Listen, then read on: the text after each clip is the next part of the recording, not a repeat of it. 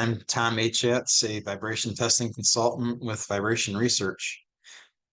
Thank you for joining today's Vibration Research webinar.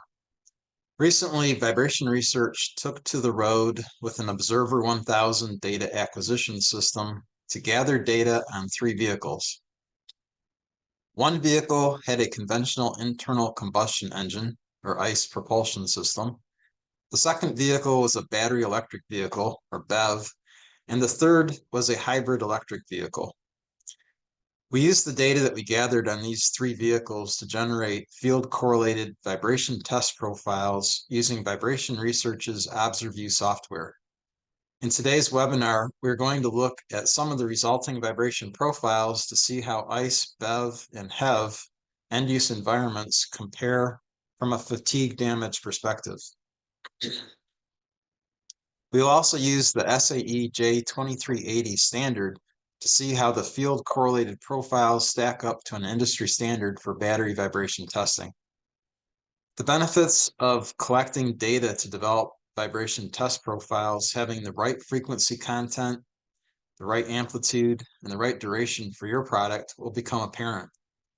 Running the right vibration test and doing it confidently will put you on the right path to achieve reliability targets, to minimize warranty claims, to validate digital twins, and to make the most efficient use of laboratory equipment to minimize design turns and to get to market faster. Please feel free to use the chat feature to let me know if you have any questions or comments during the presentation.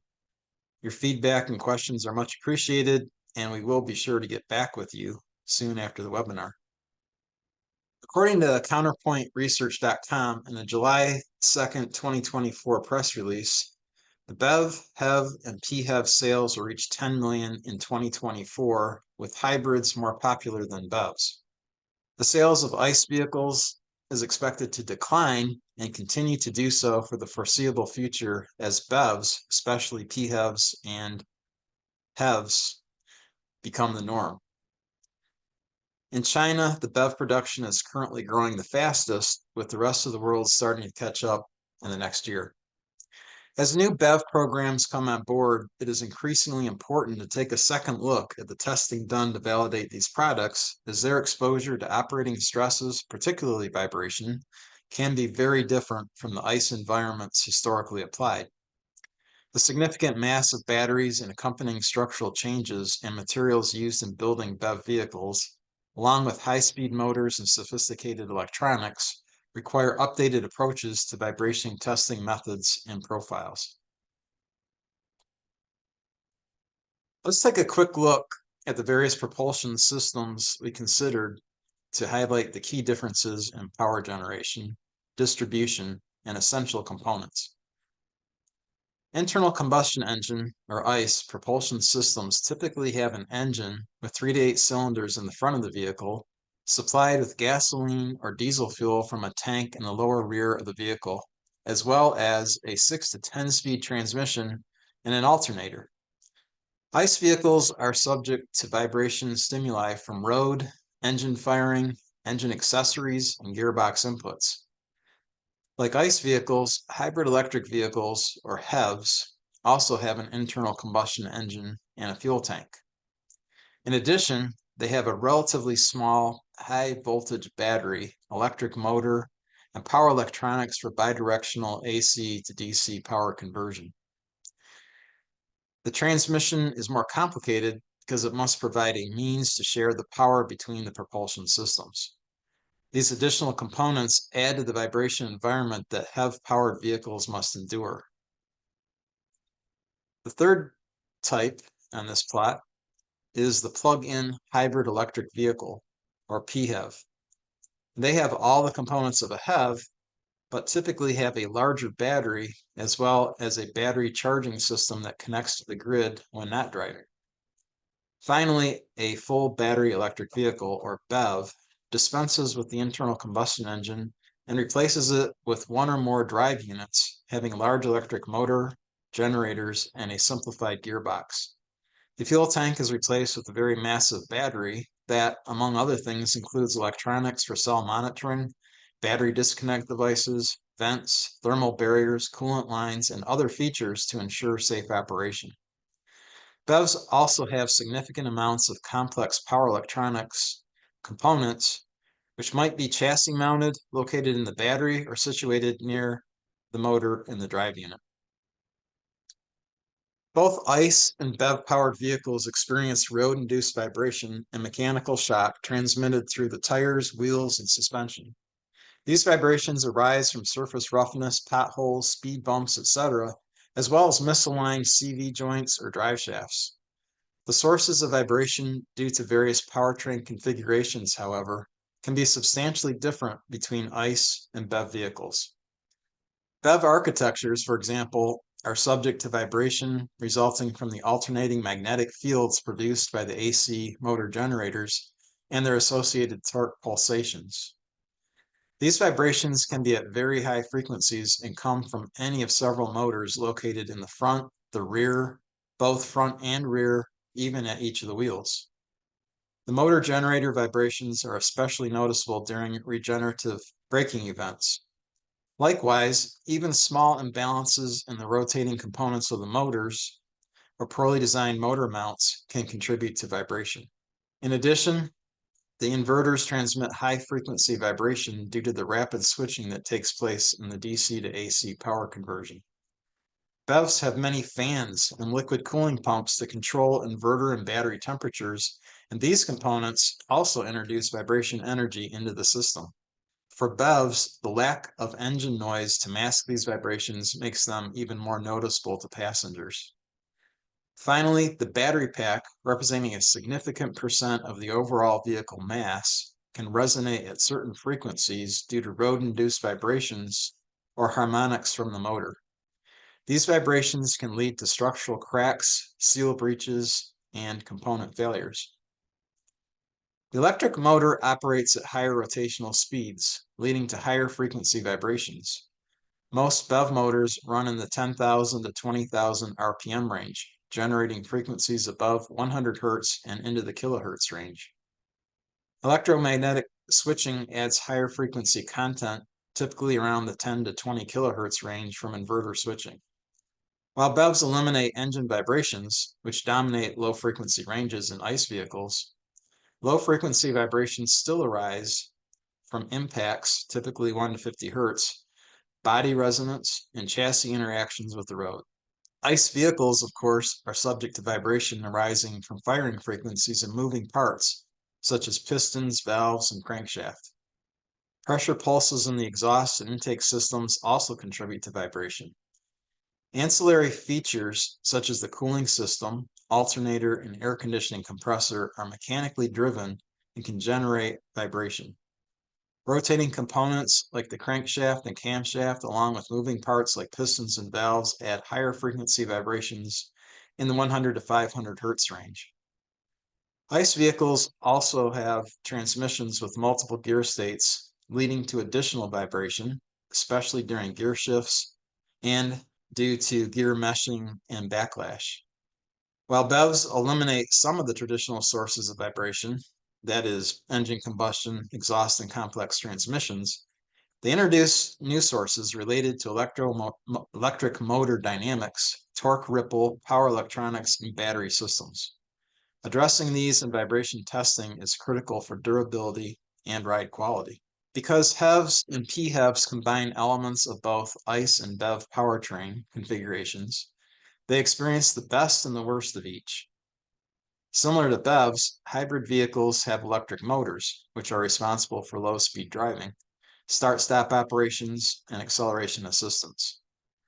Electromagnetic forces, torque ripple, and rotor imbalances are present, generating higher frequency vibrations, particularly when the vehicle is in electric-only mode. Hybrid vehicles experience frequent transitions between electric-only, engine-only, and combined power modes using complex multi-mode transmissions. This can cause transient vibrations, which are unique to hybrids and can occur at both low and high frequencies. The periodic starting and stopping of the ICE can generate noticeable vibrations, especially during stop-and-go traffic, which are less prominent in both BEVs and continuously running internal combustion engine vehicles. When both the electric motor and engine operate together, they can generate a mixed vibration profile where high frequency vibrations from the motor combine with lower frequency vibrations from the engine. Like BEVs, hybrid vehicles have a battery pack, which can contribute to vibrations due to its large mass, thermal management systems, and mounting structure. All of this is to say that vibration testing becomes critical for designing any propulsion system, but even more so for a BEV or HEV or PHEV. Not only are the end-use vibration environments markedly different, so are the components, particularly the sensitive electronics throughout the BEV battery and propulsion systems. Vibration testing helps detect design flaws and weak components that may fail due to exposure to real-world vibrations that can cause materials to experience resonance and fatigue, leading to cracks, fractures, and eventual failure. For example, vibration can cause fasteners such as bolts, screws, or welds to loosen or break. Electrical connections and electronic components are particularly susceptible to intermittent failures that can only be found in a dynamic environment. Knowing that your vibration test is providing realistic frequency, amplitude, and duration characteristics is key to having confidence in test results. Good vibration testing simulates real-world conditions so that components are exposed to a wide range of end-use environments, including rough roads, potholes, high-speed, urban, rural, mountain, and weather-related conditions. Vibration testing simulates driving in these conditions to ensure that all components can withstand the dynamic stresses they will encounter in actual use over their intended design life. Vibration research software and hardware allows accurate representations of these environments, giving engineers confidence that a product is, or is not, ready for release to commerce. Let's consider for a moment 4 areas where getting vibration testing right is essential: reliability, durability, performance, and most importantly, safety. With respect to reliability, failure modes should be anticipated via comprehensive DFMEAs and PFMEAs before any hardware is produced. A good vibration test will simulate the end-use environment so that failure modes are assured to be realistic and detected early enough in the product development process to affect good decisions for interfaces, material selection, and cost savings. An effective vibration test program minimizes false failures, correctly identifies failures early, confirms digital twins, and minimizes design turns so that lab resources can be most effectively utilized and product can get to market faster with less warranty. In terms of durability, good vibration testing appropriately and accurately accelerates wear and tear on mechanical and electronic components such as engines, suspensions, battery packs, inverters, charging systems, and electric motors. Testing helps identify parts that may degrade quickly under normal operating conditions and allows for material or design changes that improve longevity. This is essential for structural integrity. In addition, good vibration testing helps engineers identify resonant frequencies at which components may vibrate excessively, leading to mechanical failure. The information gleaned from a comprehensive resonance search using vibration research tools is also used to confirm digital twin modeling, thus speeding the development process and allowing smart use of design resources. Modern vehicles, especially BEV and HEV PHEVs, are equipped with numerous sensors and electronic systems. Vibration can interfere with the performance of these systems, causing malfunctions or inaccuracies in critical functions such as navigation, safety systems, battery performance, or infotainment. Vibration testing ensures that electronic systems perform reliably under all conditions. Continuous monitoring during vibration testing of critical I/O is essential to catch potential intermittent failures that otherwise go undetected until components are integrated into vehicles. Missing this step causes significant lost time and costly redesign and integration effort. Because vibration can influence powertrain efficiency and cause wear in components like the motors, gearboxes, drive shafts, and differentials, well-executed vibration testing helps reduce these issues, enhancing performance and efficiency over time. Finally, in terms of safety, good vibration testing is essential for preventing critical failures. Safety systems such as airbags, electronic stability control, TRP, which is thermal runaway and propagation of batteries, and advanced driver assistance systems, ADAS, must perform reliably in all conditions, including when the vehicle is exposed to road-induced and powertrain vibration. Excessive vibration can lead to failures while undergoing essential regulatory environmental testing for batteries, power electronics, and other components. It's important to have the right vibration test requirements, fixturing, and equipment to execute the test correctly the first time. Vibration research has the tools and expertise to make this happen. Vibration testing is important throughout the product development cycle, from proof of concept to post-production. Vibration research recently gathered data on ICE, BEV, and HEV vehicles to estimate the differences in the vibration environments. The BEV vehicle we used was a 2024 Cadillac Lyriq all-wheel drive. This vehicle has both front and rear drive units that each incorporate power electronics, motor, and gearbox, and associated electrical and mechanical interfaces. The results from the BEV drive unit were compared with similar vibration measurements made on a 2023 Cadillac Escalade internal combustion engine vehicle, and both the BEV and ICE vehicles had similar overall mass and horsepower torque ratings. As a third comparison, a 2024 Kia Sportage hybrid electric vehicle all-wheel drive was measured. The battery vibration of the BEV was compared with the hybrid electric vehicle battery and ICE vehicle chassis. The battery results were then compared with the SAE J2380 electric vehicle battery vibration test profiles to see how they stack up.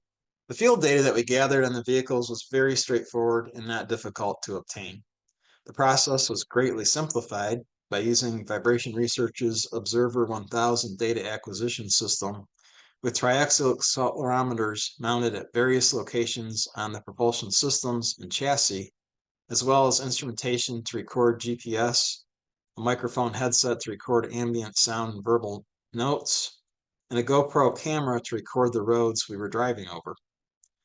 The Vibration Research mobile app provided a convenient interface on our cell phones to monitor data using Live Analyzer in both time and frequency domains as we gathered the data. This made setup of the ObserVR 1000 very convenient and allowed us to ensure that we were recording high-quality data along the way. The pictures shown on this slide are intended to give a sense of accelerometer placement, but obviously are only a very small part of the story. We gathered triaxial acceleration data at 10 locations on the battery electric vehicle, including the inverters, drive units, battery, and chassis. On the internal combustion engine vehicle, we also collected data at 10 locations, including the engine, engine mounts, chassis, transfer case, and differential. In addition, we recorded engine RPM and vehicle speed. We only collected one location on the hybrid electric vehicle at the DC connection interface to the battery. Integrated GPS processing and Vibration Research's ObserVR software is a great aid to understanding recorded data by allowing us to view the data synchronized with maps of the routes we covered. The BEV and ICE data was collected in the greater Grand Rapids, Michigan area, while the hybrid electric vehicle data was collected on similar roads in Colorado. The road load data acquisition, or RLDA as we call it, included highway, city, and rough road surfaces. While only a coarse approximation for our purposes, the proportion of driving over the various surfaces was assumed to be in proportion to severe customer usage over design life of the vehicle. ObserVR software provides comprehensive statistics of the road load data acquisition. For this slide, I took screenshot snippets showing the GRMS levels for the internal combustion engine chassis, and the BEV HEV battery recorded over the entire route. Average GRMS amplitudes for both batteries and chassis are remarkably low, indicating good isolation from road inputs. Notice that levels for the BEV are an order of magnitude lower than for the ICE and the hybrid electric vehicle. The acquired data was normalized to 200,000 miles for each vehicle to represent severe customer usage over an extended design life. The resulting baseline fatigue damage spectrum was used in Vibration Research's ObserVR software to establish appropriate amplitudes and durations for vibration tests. For this demonstration, all profiles were set to achieve equivalent field fatigue damage metrics in 20 hours of testing so that the profiles could be easily compared apples to apples. A correlated baseline vibration profile can be easily made using the fatigue damage spectrum package in Vibration Research's software. The measured acceleration data is first converted to velocity data, which can be related to fatigue. Next, the resulting time waveform is run through a series of narrowband filters to generate frequency-specific waveforms that are subsequently rainfall cycle counted. Using Miner's rule and an appropriate SN curve, fatigue damage is quantified for each frequency, producing a fatigue damage spectrum. The Henderson-Pearsall transformation is then used to yield a PSD, or power spectral density, for a vibration profile that is correlated to the end-use environment. The profile is then accelerated to achieve an equivalent fatigue damage metric in a prescribed amount of time, say 20 hours. The shock response spectrum of the field data is also compared with the test profile shock response spectrum to ensure that the test is not overly accelerated. Using the software to develop the vibration test profile is straightforward. After performing integrity checks on the raw data and correcting any anomalies, values are entered for any desired filtering, such as a high-pass 2 Hz filter to remove any sensor drift, as well as the slope of the SN curve and the damping factor. The waveform is repeated as desired to normalize acquired data to a desired design life target, such as 200,000 miles. The desired test time is entered. In our case, we set the test time to 20 hours for a consistent comparison of results across the 3 propulsion systems. An optional kurtosis level can be entered if controlling the test using Vibration Research's patented kurtosion feature to better replicate peaks and further accelerate the test in a realistic manner. The data is then processed efficiently and the results provided in terms of breakpoints to use with your vibration controller and information about the peak velocity and displacement required to execute the test so that you know whether the test you have designed is compatible with the shaker you intend to use for testing. Lastly, shock response spectrum plots of the field versus test are provided to ensure that the test is appropriately accelerated, not too short, and not wasting lab resources with an unnecessarily long test duration. So what did we find? This slide shows 20-hour test profiles representing 200,000 miles of severe customer usage for both the internal combustion engine vehicle and the battery electric vehicle drive unit. The plot on the left shows all 3 axes as well as their composite for both vehicles. We have another slide with some more detail about how the various axes played out. The slide on the right side focuses on the 4-act lateral vertical composites for both vehicles. So they're envelopes of all 3 axes. The green curve is for the BEV, and the black curve is for the ICE. As expected, the ICE vehicle has much more content than the BEV in the 30 to 100 Hertz range, and the BEV shows a spike around 200 Hertz due to the motor inputs. The wheel hop response on the BEV, around 13 Hertz, is greater than for the ICE vehicle. Drilling down more specifically to the individual axes on the ICE and BEV vehicles, we see on the left plot that the engine vibration is dominated by lateral inputs with almost as much vertical, while the fore-aft is generally an order of magnitude less. This is not too surprising for a V8 engine that tends to roll with lateral and vertical components as the cylinders fire. The plot on the right shows that the BEV drive unit has most of its vibration content in the vertical and fore-aft axes, with a considerable amount also in the lateral axis. The wheel hop and motor frequency peaks are prominent. Overall, the drive unit environment is relatively severe, but somewhat less so than the engine environment, 1.9 versus 2.9 GRMS. However, we have to look not only at the GRMS levels, but what frequencies are driving those levels. This underscores the need for differentiating vibration test profiles used for BEVs from the traditional profiles derived for ICE propulsion systems. Now that we have compared ICE engine versus BEV drive unit, let's take a look at the results for batteries, including the HEV battery we measured. We use the ICE chassis as reference since the ICE does not have a propulsion battery, but the battery on a BEV is closely aligned to chassis inputs. Again, the plot on the left is all of the data for all of the axes. The plot on the right compares the composite fore-aft, lateral, vertical envelopes for the three vehicles. Not surprisingly, the BEV was generally the lowest, but interestingly, the hybrid electric vehicle was noticeably higher across the board than the internal combustion engine vehicle. It is essentially the result of having vibration inputs from both internal combustion engine and battery electric vehicle inputs. While not measured in this exercise, I would suppose that a plug-in hybrid electric vehicle would be closer to the internal combustion engine vehicle as it has HEV inputs, but sometimes acts as a BEV, sometimes as an ICE. The plot on this slide shows the relative contributions by axis for the battery electric vehicle battery.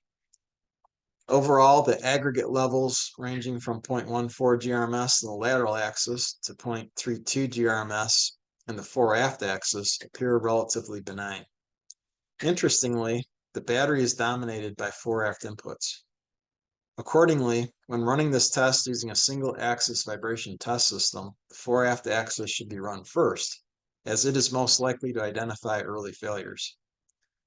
Although the levels may seem benign from a battery pack perspective, how this energy reaches critical electronic components inside the battery pack and manifests in terms of resonance of inductors, transformers, capacitors, and other circuit card elements can lead to unexpected, intermittent, and permanent failures. This plot shows the relative contributions by axis for the ICE chassis as a surrogate comparison with the BEV and hybrid electric vehicle battery. Overall, the aggregate levels range from 0.47 GRMS in the fore-aft axis to 0.68 GRMS in the lateral axis. These levels are, on the average, about twice as high as those for the BEV battery. Again, though, it's important to consider the frequencies that are driving the overall amplitudes and not just the GRMS levels when comparing profiles. The internal combustion engine chassis is dominated by both lateral and vertical inputs. Accordingly, when running this test using a single-axis vibration test system, the fore-aft axis should be run last, preceded by the vertical and lateral axes. This plot is showing the relative contributions by axis for the hybrid electric vehicle battery. Overall, the aggregate levels range from 0.76 GRMS in the fore-aft axis to 1.87 GRMS in the vertical axis. These levels are, on the average, well over twice as high as those for the BEV battery and considerably higher than for the internal combustion engine chassis. We should note, however, that the hybrid electric vehicle we evaluated was a much lighter vehicle with a less powerful propulsion system. Both of these factors suggest that we should expect higher vibration levels if other design features are not incorporated to mitigate the vibration. Nonetheless, these levels are not inconsistent with data gathered under similar conditions on similarly sized vehicles.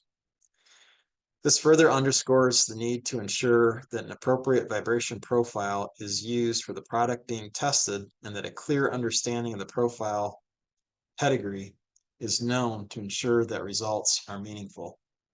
This slide compares results for the BEV battery versus the hybrid electric vehicle battery. While the results are not definitive due to the differences in the vehicle I mentioned earlier, and particularly the battery, relative masses and the vehicle power ratings, they again show the need for using the right profile to get the best results. The hybrid electric vehicle environment is generally about twice the amplitude of the battery electric vehicle environment across the measured bandwidth. The SAE J2380 vibration test standard is intended for electric vehicle testing, meaning battery electric vehicle, hybrid electric vehicle, and plug-in hybrid electric vehicle battery validation testing.